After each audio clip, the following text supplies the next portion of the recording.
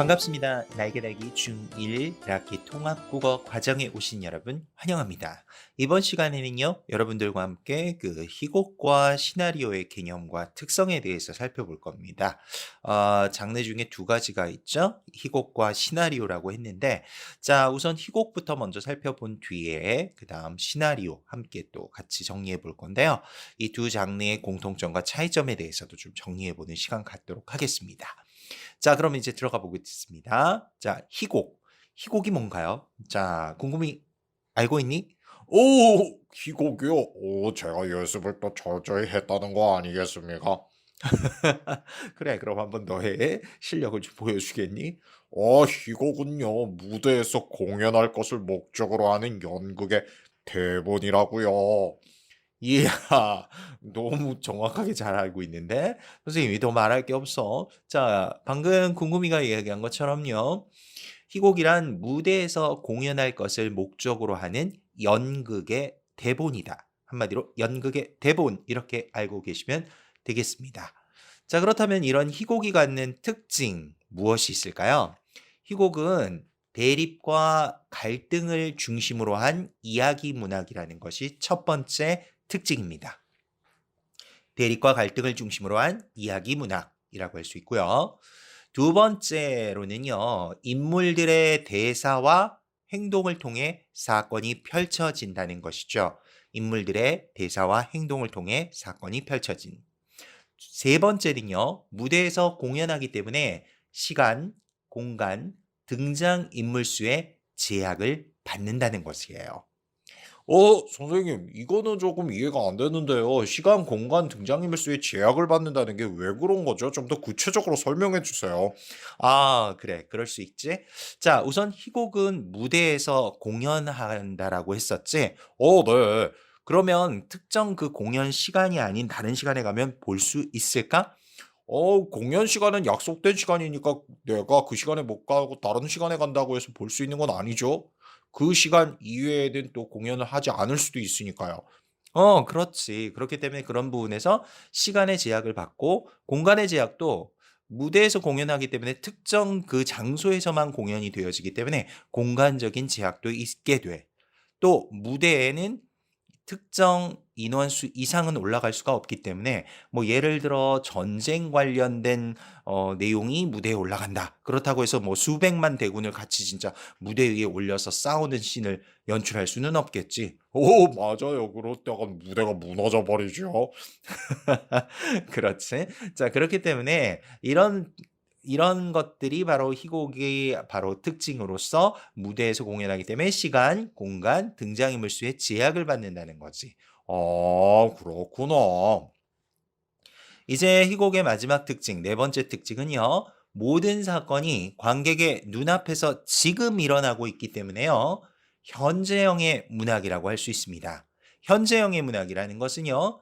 관객이 내 눈앞에서 직접 그 상황이나 사건들을 목격하고 있기 때문에 현재형의 문학이라고 하는 것이죠.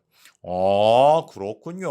눈앞에서 직접 보니까 아무래도 지금 일어나는 일처럼 느낄 수 있겠네요. 그렇지. 자, 이렇게 해서 희곡의 특징 네 가지 정리해 봤습니다. 다시 한번 정리해 드린다면요. 대립과 갈등을 중심으로 한 이야기 문학, 인물들의 대사와 행동을 통해 사건이 펼쳐진다는 것. 세 번째로는 무대에서 공연하기 때문에 시간, 공간, 등장인물 수의 제약을 받는다는 것. 네 번째로는 모든 사건이 관객의 눈앞에서 벌어지기 때문에 현재형의 문학이다. 라는 것을 바로 희곡의 특징이라고 할 수 있겠습니다. 자, 그럼 여기서 희곡의 구성의 3요소를 넘어가 보도록 하겠습니다. 자, 희곡을 구성하는 데 있어서 꼭 필요한 세 가지 요소. 궁금이 뭔지 알고 있니? 저야 당연히 잘 알지요. 그래, 뭐지? 해설, 대사, 지시문이라고요. 이야, 역시 궁금이는 선생님의 수제자답구나. 감사합니다. 해설, 대사, 지시문으로 나눌 수 있는데요. 해설은 막이 오르기 전에 필요한 무대 장치, 인물, 배경 등을 설명하는 부분이고요. 대사는 등장인물들이 주고 받거나 혼자서 하는 말을 대사라고 하죠. 이런 대사에는 크게 대화, 독백, 방백으로 나눌 수 있어요. 대화는 인물들 사이에 주고받는 것, 독백은 혼잣말, 방백이 뭘까요? 그러게요. 방백이 뭘까 했는데 방백은 그렇겠는데요. 마음속의 생각을 이야기한다. 마음속인데 어떻게 얘기하죠? 무대 위에서 벌어지는 것이기 때문에 관객들이 그 인물의 마음 속의 이야기를 들을 수는 없지 실제로. 하지만 관객들의 사건 전개를 위해서는 관객들도 알아야 되는 부분이 있기 때문에 등장 인물들 사이에서는 들리지 않는 것들로 약속을 하고 관객에게는 들리도록 하는 그런 대사를 우리가 방백이라고 얘기하는 거야. 그렇군요. 그다음 지시문은 무대의 장치나 요소 및 등장인물들의 행동과 표정 등을 지시하는 말이지. 그래서 희곡 구성의 3요소는 해설, 대사, 지시문으로 구성된다라고 할 수 있지. 꼭 기억하길 바라고. 자, 이제 희곡의 구성 단계로 넘어가 볼 건데, 자, 희곡도 똑같이 소설처럼 5단의 구성을 갖긴 하지만 그 구성 단계 명칭이 좀 다르단다. 맞아요. 좀 다르더라고요. 어떻게 구성되냐면 발단, 전개, 절정, 하강, 대단원으로 5단 구성으로 이루어지지. 발단에서는 인물과 배경이 소개되고 갈등의 실마리가 제시되지. 전개는 사건이 전개되고 인물 간의 갈등이 심화되는 단계라고 할 수 있어. 절정은 갈등의 최고조이면서 극적 장면이 나타나는 부분이고, 하강은 갈등의 실마리가 보이면서 반전이 일어나기도 하는 단계다라고 할 수 있지. 대단원은 갈등이 해소되면서 사건의 마무리가 되고 인물의 운명이 결정되는 단계다라고 할 수 있어. 그래서 희곡은 총 5개의 단계. 제가 얘기할게요. 발단, 전개, 절정, 하강, 대단원. 그렇지. 이렇게 5단계로 구성될 수 있단다.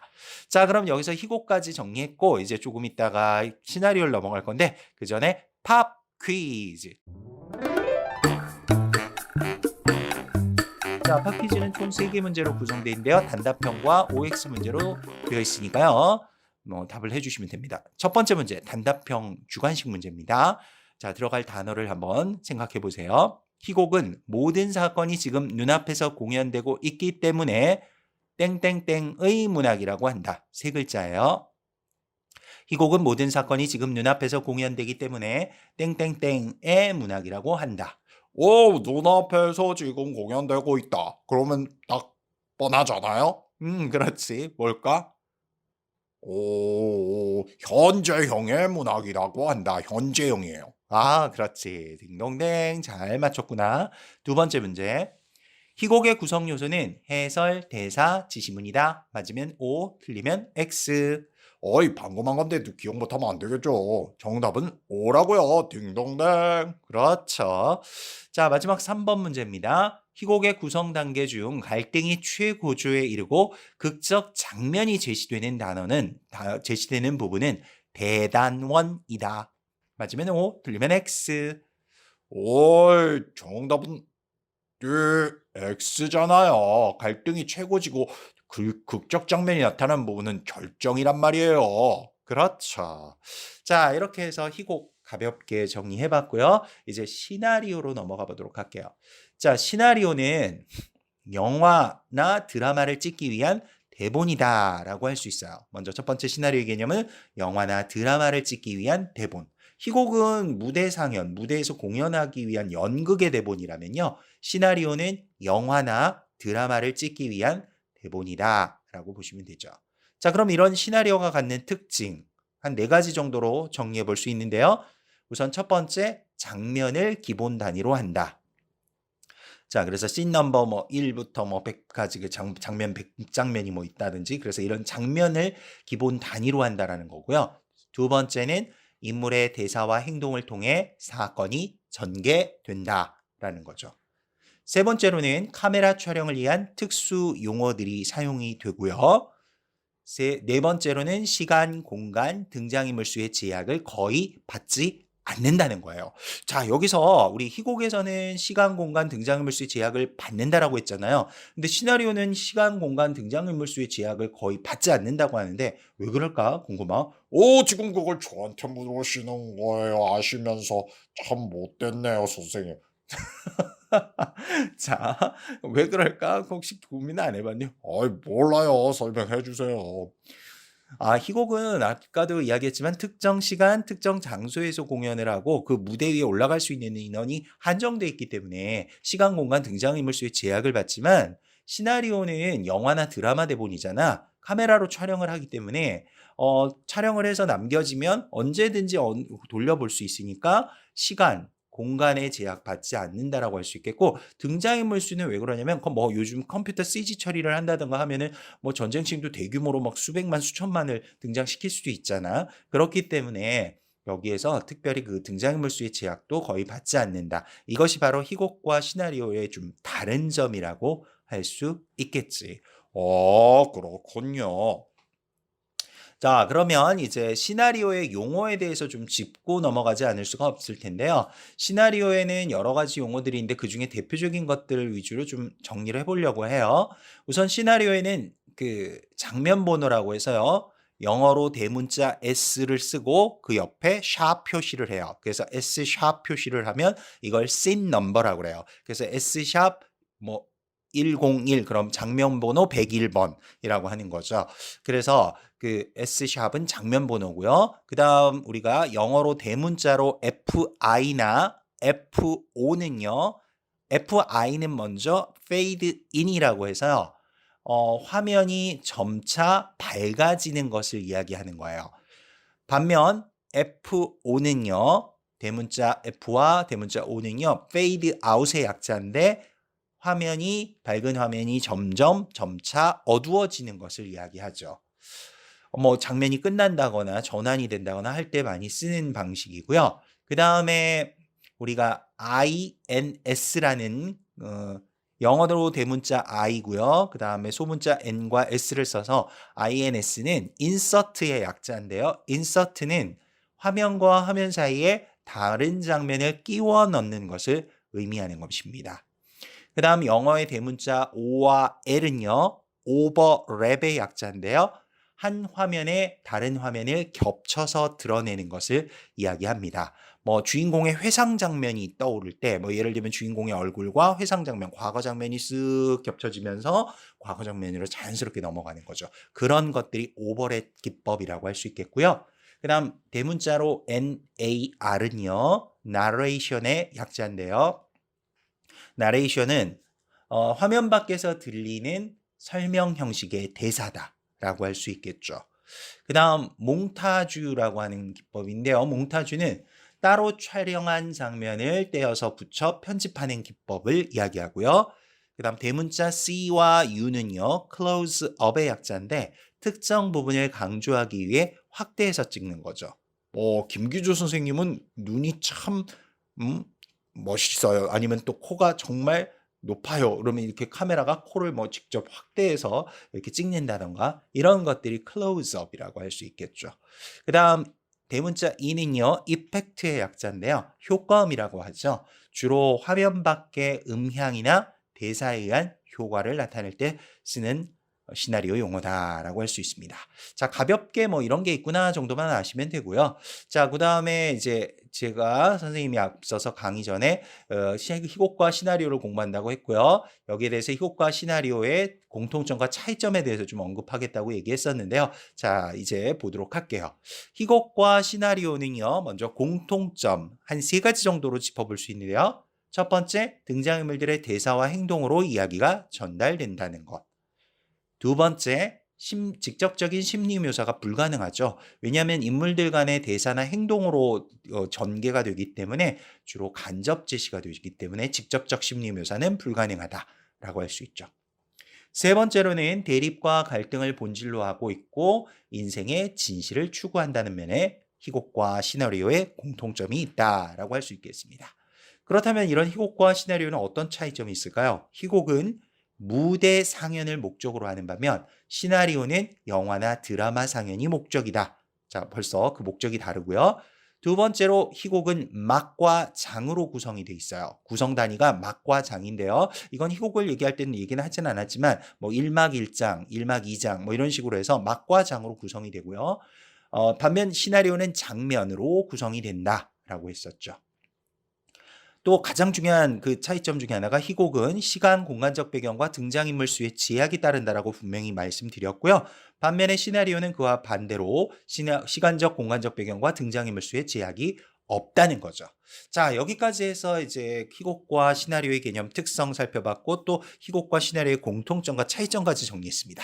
자, 이제 마지막으로 정리해보는 팝 퀴즈 정리하고 마치도록 하겠습니다. 자, 팝 퀴즈 1번 나갑니다. 시나리오의 기본 단위는 막과 장이다. 맞으면 O, 틀리면 X. 이거 문제 너무 쉽잖아요. 막과장은 희곡의 단위잖아요. 이 시나리오의 기본 단위는 장면이라고요. X예요. 아, 그렇지. X. 2번 내레이션은 화면과 화면 사이에 다른 장면을 끼워 넣는 것을 말한다. 이거 아니잖아요. 화면과 화면 사이에 다른 장면 끼워넣는 건 인서트고요. 내레이션이라는 것은 화면 밖에서 들리는 설명 형식의 대사잖아요. 그러니까 정답 D, X라고요. 마지막 3번 잘했어. 3번은 단답형 문제야. 자, 희곡과 시나리오 중 시간, 공간적 배경에 제약이 없는 것의 갈래는 무엇이다? 어떤 걸까요? 희곡과 시나리오 중 시간적, 공간적 배경에 제약이 없는 갈래는 알아요. 시나리오이다. 시나리오가 답이에요. 아, 그렇지. 잘했어.